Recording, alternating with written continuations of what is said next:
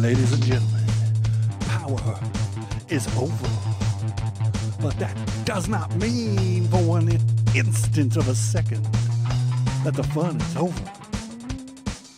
Without a doubt, you are here because the power is out.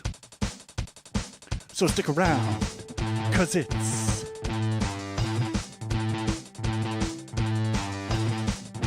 Power Out.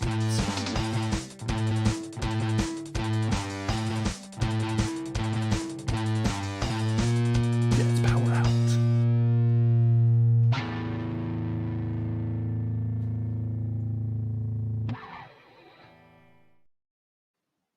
All right, what's up, everybody?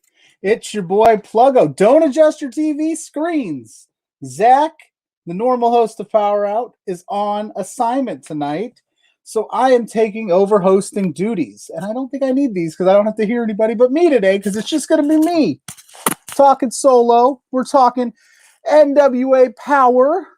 For those of you that do know, this is where it all started for me for Love Wrestling. So it's an absolute honor that Zach, who is unavailable tonight, gave me an opportunity to sit in his seat and do his thing. So I will do my best to do him justice and hopefully do it well. This is my first go about it. We're going. Hi, Ed. How are you? Welcome aboard. Ed, I think you're hanging out later on after this with the War Report. So please stay tuned after this. Stay tuned after this. The War Report gang will be there to talk about NXT. Spenny Love, hi friend. Definitely are a friend. Hopefully I beat you this week. We'll find out. Astrid, welcome to the chat. All right, so NWA Champion Series was a little up in the air. If you ask me, I think last week they were supposed to start it on the 13th, decided to push it to the 27th. Wasn't sure what was going on, so I stepped into Zach's seat today, and they made an announcement the championship series was starting, but it turns out tonight was just a draft. So no need to panic yet, Zach. You haven't missed any of the matches. It would have been awesome to had hung out and talked the draft with you, but don't worry. Pluggo here. We'll do my best. Got you covered. Went ahead. So the show starts off with Joe Galli and May Valentine, which was an interesting start because I didn't see May Valentine again for the rest of the night. So I don't know why she was there. I don't know if she gets paid by the minute. She was in, she was out. They brought up the championship series. They announced the legends, the coaches, and the participants right off the bat. So the coaches are going to be Nick Aldis. It's a champion series, so all the champions are coaches. Nick Aldis, Aaron Stevens, half of the tag team champs. Camille, I almost said Carmella. I got WWE on the mind. It's been a really interesting week of wrestling. But anyway, so you got Camille and the Pope, my man, the Pope. As everybody knows, when I get on PowerrrOut, I make sure to talk about the Pope as much as humanly possible. I think that man is money and $1 million.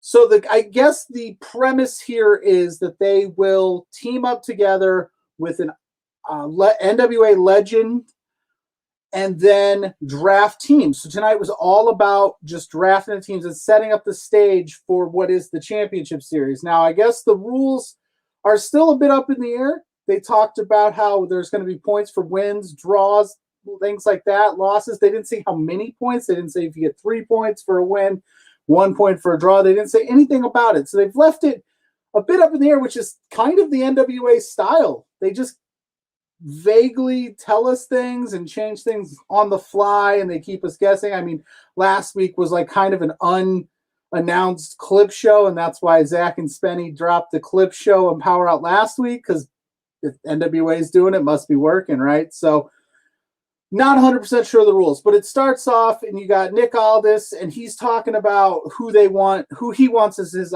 Everybody wanted Austin Idol except the Pope, and the Pope stayed in character and stuck in storyline and said, hey, you know, I don't like that guy for obvious reasons, because Austin Idol's client, who is persona non grata on PowerrrOut, and I will stick to Zach's rule, we will not talk about certain someone, even though he was heavily featured for the early part of this draft, so we'll try to avoid it. So they get into that, and then they talk about, then they just go right into it. They make the picks. So we got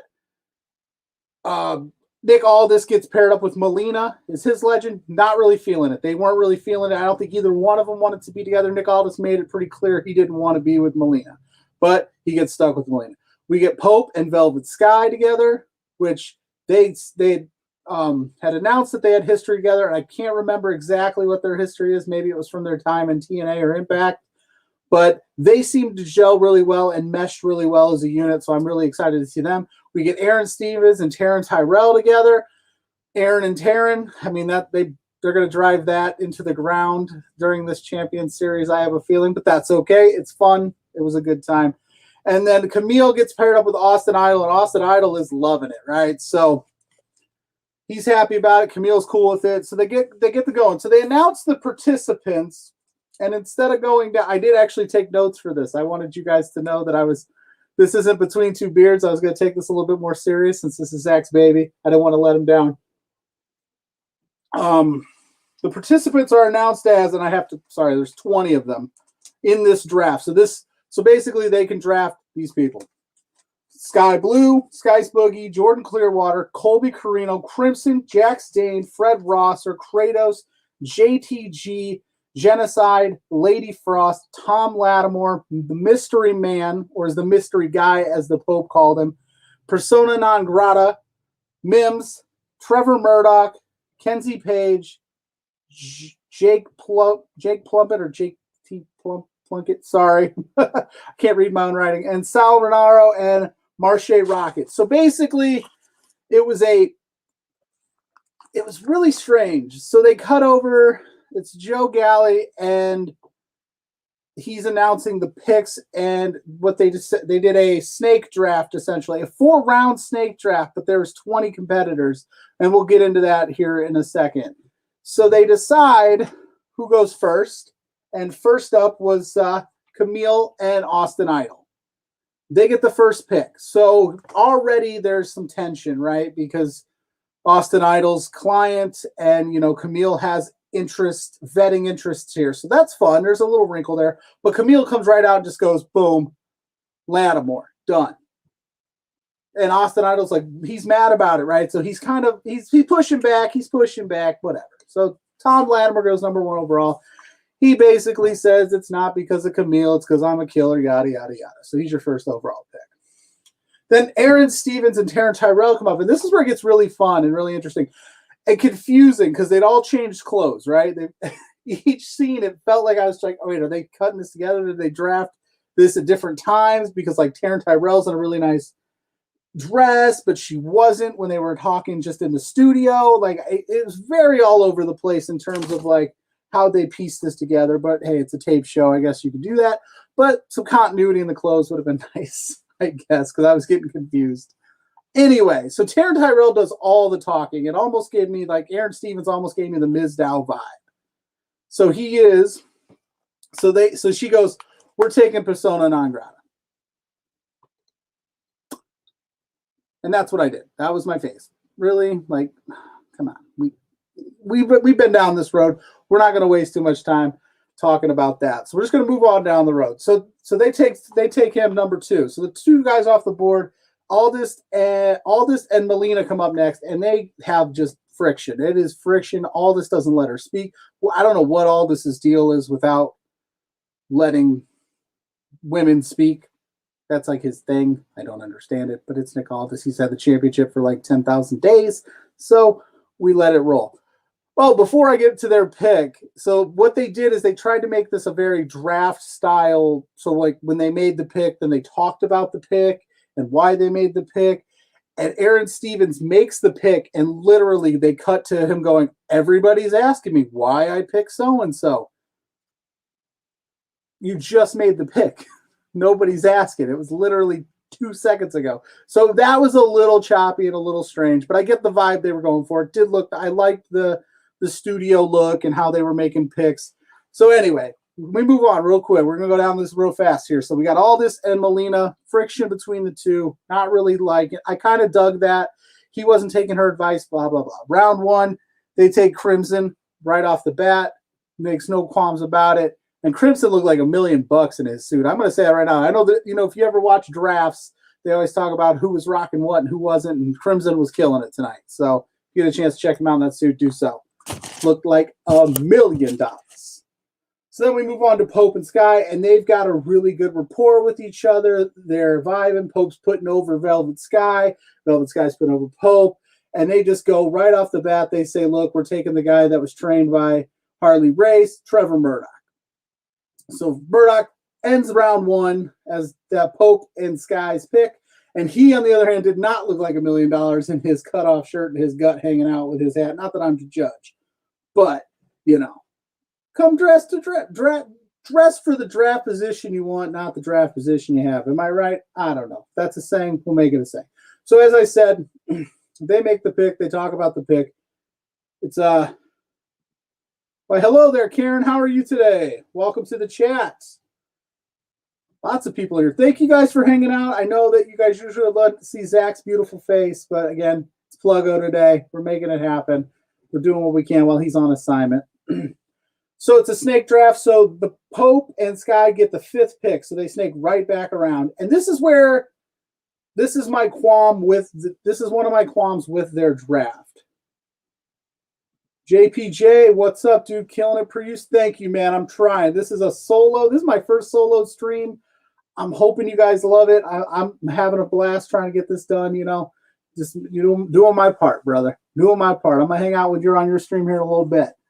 Anyway, so they get the 5th pick. This is where it was my first qualm with this draft. And I'm not going to try to nitpick it because I love drafts and there's a lot of fun and exciting blah, blah, blah. The drafts are fun. I love them. Anyway, they called the first 4 round 1. Then they called the next 4, which are all women's picks, round 2. But then they called the next round the finish to round 2. What are you doing? NWA, there's only 4 women and 4 women in this draft. There's only 4 women. You don't have a deep women's roster. Call that round 1. Say, hey, these are the top women, top men's round, and then the rest. Like, why did you have to separate it like that? It seemed kind of backwards compliment to put the women at 2. Anyway, the Pope and Sky. So tell me what you think about that. Do you think they should have wrapped them all together in round 1, the men and the women, and then just finished it off, or kept it the way it was? I mean, the NWA is known to be making all sorts of questions and problems. Parrish, be yourself, dude. I'm definitely trying, but I'm just trying to make sure that I cover the product as best that I can. I know Zach is very good at this, but like I said, I actually took notes today. I felt pretty good about it. I haven't taken notes in a long time. So they take Genocide. First woman off the board, Genocide. Awesome pick. Genocide's $1 million. So if you're looking at a round 2, round 1, however you want to call it, that's a good pickup. Culp, how you doing, sir? JPJ's proud of my notes. I appreciate it. You know what? Like I said, just trying to make Zach proud, baby.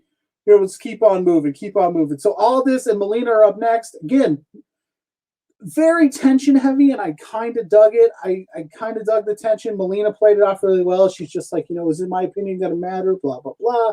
She wasn't feeling it, but he deferred to her because I think it was the women's pick. So he's trying to be, I'm deferring to my co-captain, blah, blah, blah. I'm Nick Aldis type stuff. You know how he does it.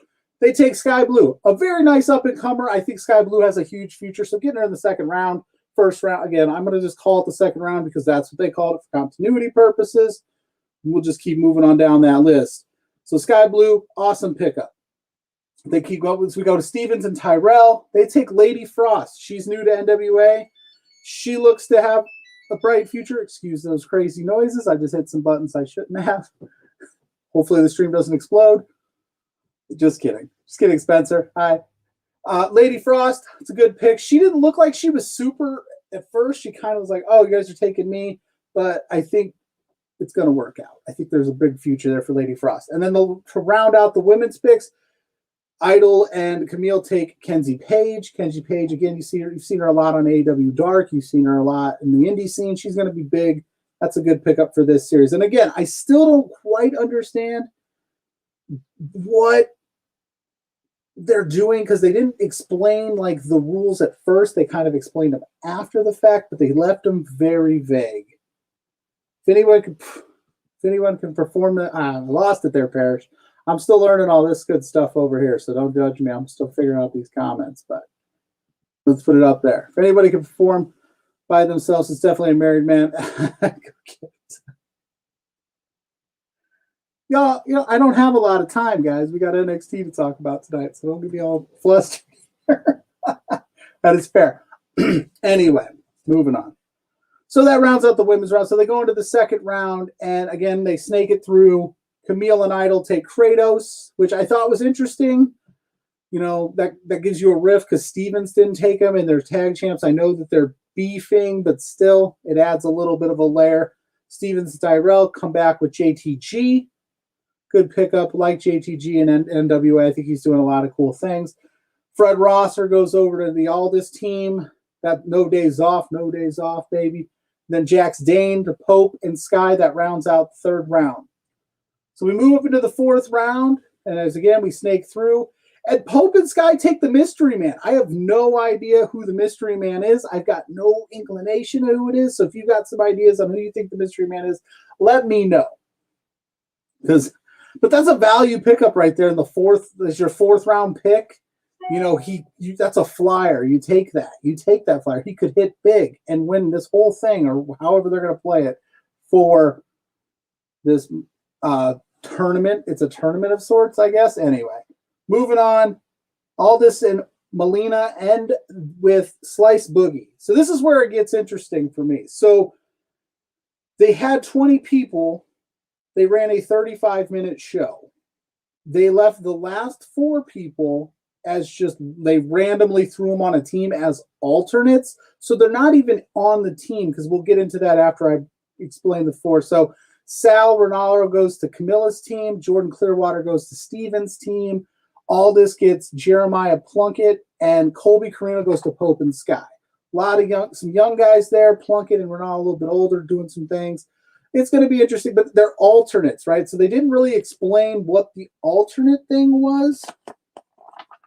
I'm not sure. I don't know, because here's how they're playing it. So then they move on after the draft is concluded to picking Block A and Block B. So Idol versus Stevens and Pope versus Aldis is like they're doing matchups where they pick 4 rounds.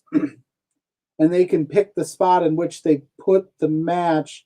But again, it doesn't make sense to me if you don't tell me how many points you need to win, how many points is a win, loss, draw, things like that, because then you're just putting matches together. If you're telling me the first to 10 gets blah, blah, blah, and each wins 5, then you stack the deck that way.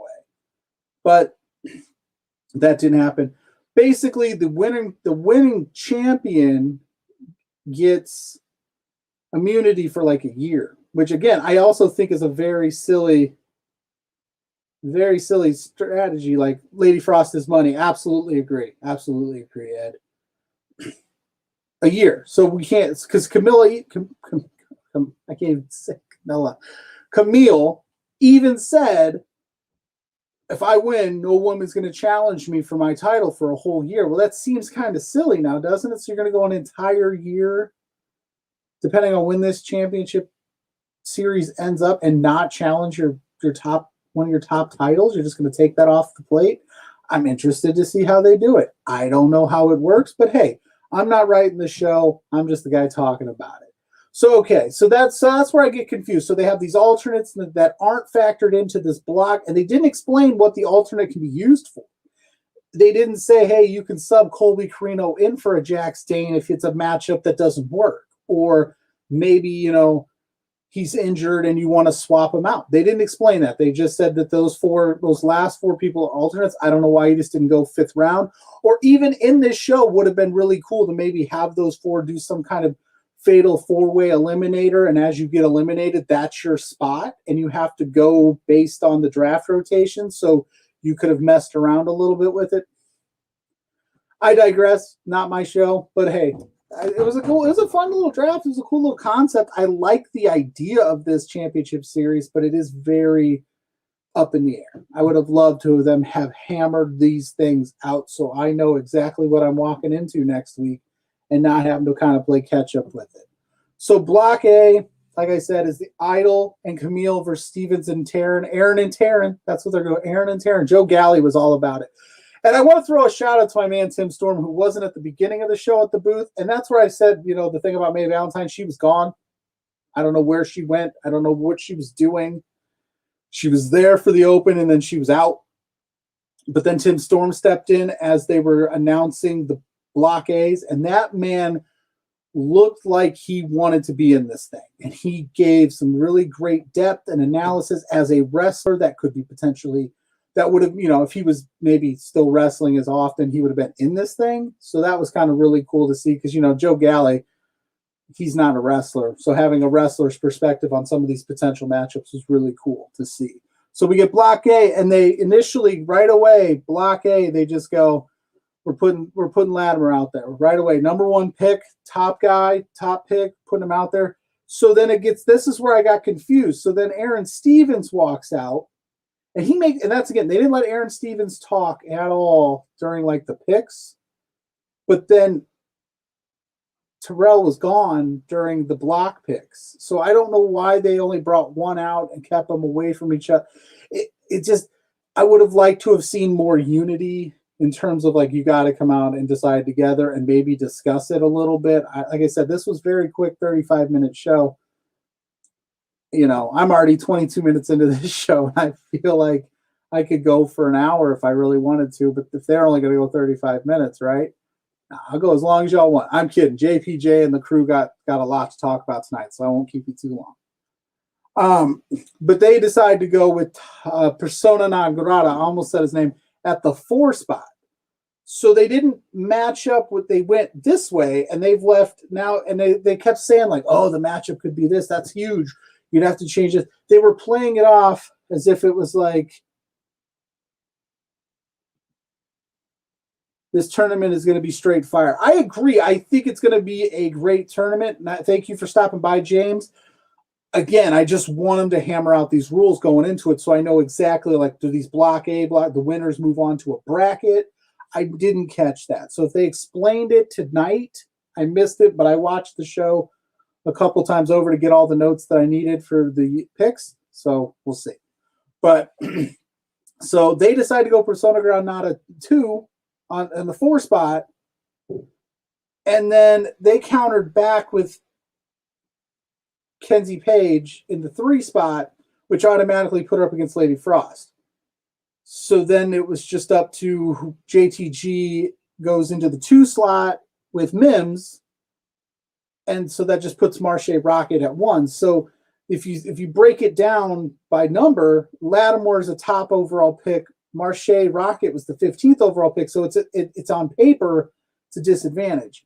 You know, Mims is a 10, Mims is a 16, JTC is a 10. It's a little bit better, but it's still a disadvantage. So the first 2 matchups are disadvantages. But again, I don't know if the picks are going to be this or that, or what's the point system. I feel for some it's going to be confusing, though. Yes, James, I'm a little confused. I'm excited about it. I like a lot of the competitors in this thing. I think it's a great concept overall. I think I've said that a few times already. I dig the concept. Want to see this concept out and see how it goes. I think there's a lot of fun matchups they could have. I'm interested to see how they use the alternates, things like that. And everything in the NWA is great, but they drop the ball when explain. Yeah, they have been. It's been very, like I said, they were supposed to drop this on the 13th, decided to push it back, but then tell us all like, oh no, it was 27th all along. It is what it is. excuse me, let me get a little water here. But anyway, I digress. So your Block A matchups is Latimer, Marche, Rocket, Mims, and JTG, Paige and Lady Frost. Kratos, I meant to say Kratos, is taking on Persona Non Grata. So again, we'll see how that shakes out. And then they move on to Block B, which is the Pope, and all this is a bracket. And they did something similar, but they come out and they just say right at the one, genocide, sky blue, top of the card, right there, done. They get it out of the way. And then they've got Rosser versus Trevor Murdoch. And the Murdoch thing is interesting as he's going up against Aldis because I think they're still playing hard into that. They had Joe Galley really, really kind of like get on all this about his picks, but didn't mention anything about anybody else's picks. And Aldis even kind of called them out. It was like, hey, you didn't say anything to them. So they're still playing up the Murdoch, Aldis thing. So eventually I have a feeling this is going to be a decider in this block. We'll see how it shakes out. But Brosser gets Murdoch. And then Crimson takes on the Mystery Man. That's interesting to me. Crimson, again, like I said, looked like $1 million. The Mystery Man looked like he had his nice suit on. Still don't know who he is. I can't quite figure it out. If you got any suggestions, drop them in the comments. And then, I can't speak today. I'm speaking too fast. I don't know. Anyway, Slice Boogie gets Jax Dane in the 4th slot. So you got this 4th slot. That's another odd matchup. It's a 4-12. Slice Boogie, I think, is a really good up-and-comer. I think that's a really good late-round pick. I think he's going to do quite a bit of good in the NWA before ultimately moving on because I think he's got a future, but who knows? That's up to him, right? So what do you guys think of these matchups? Is there any matchup you're looking forward to? How do you feel about the alternates? Is there an alternate on the board between Saul Ronaldo, Jordan Clearwater, Jeremiah Plunkett, and Colby Carino that maybe could make a difference in this bracket? I know Carino has been doing a lot of good stuff, but again, they didn't leave us a lot to play with here. They just gave us these matchups. They said that the champions get a free pass for a year. Nobody can challenge them. And then the winners of the brackets, whoever comes out on top of each team gets a open title shot to whoever they want, whenever they want. So it's just they threw it together. They left me hanging a little bit tonight. I think next week is going to look really good.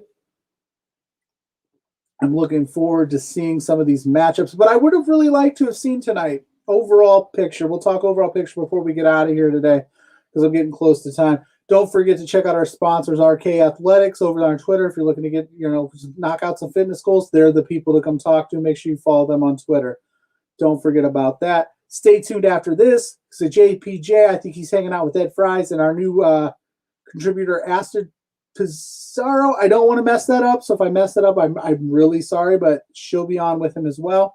And they're talking NXT, which I have to imagine was an absolute banger tonight because NXT's been doing that in the week of wrestling's been great.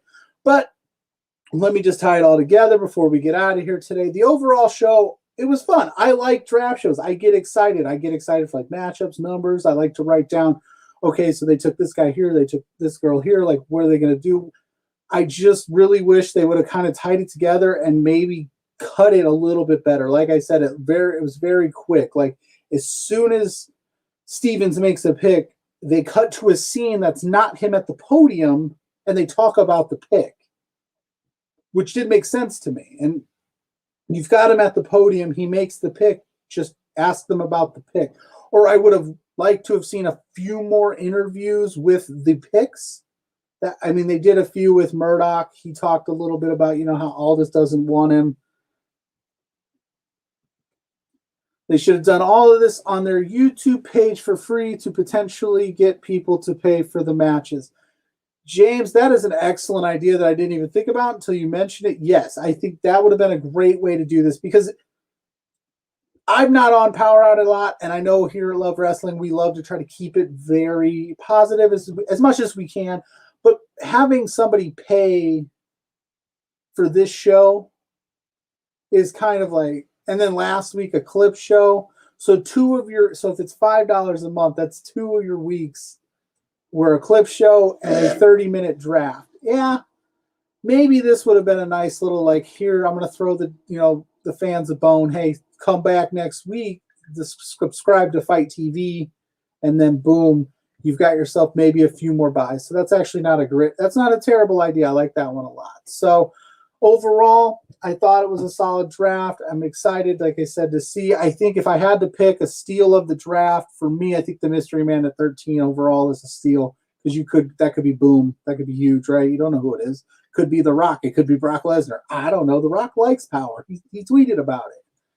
Nah, it probably won't be The Rock. He's too busy slinging energy drinks. But I think if I had to pick a team that's going to win this thing overall, you can't count on Aldis and Molina. I think there's some stuff they're going to, because Aldis said this team is all about making money and winning championships. So he's going to take some of these people and mold them into images of his own. And I mean, heck, can't bet against the guy that's been champion for 1,000 days. So, that's where I'm at. How you guys feel about it? Like I said, stay tuned. I don't have a whole lot more to say. As up next, we've got the War Report live reacts this week with my man JPJ, my co-host of Between Two Beards, who will be with me Thursday night at 8:30 on Love Wrestling. It's our 11th episode spectacular. So I'm excited for that. I will also be on with him tomorrow night for a War Report AEW's react, so stop by there. But guys, until next time, how does he end this? Till next time, the power is out.